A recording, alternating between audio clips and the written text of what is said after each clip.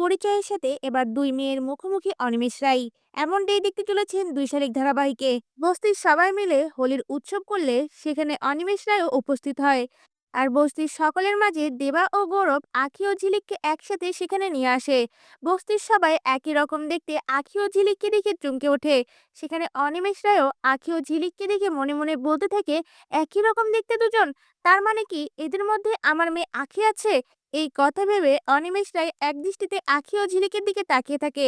এরপর দেখা যায় ঝিলিকের মা পুষ্পার ঘরে একটি পুরনো বাক্সের মধ্যে ঝিলিক একটি লকেট খুঁজে পায়।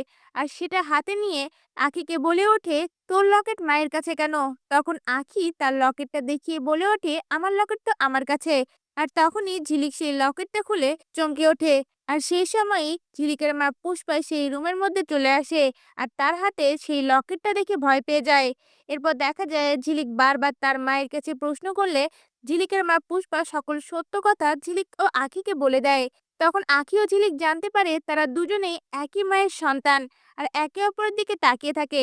এরপর দেখা যায় সেই উৎসবের মধ্যেই আখি ও ঝিলিক অনিমেষ রায়কে দেখতে পেয়ে পরিচয়ের সাথে তার সামনে গিয়ে দাঁড়ায়। এমনটাই যদি নতুন পর্বগুলিতে হয়, আপনাদের দেখতে কেমন লাগবে? আপনাদের মতামত আমাদের কমেন্টে জানান। ধন্যবাদ।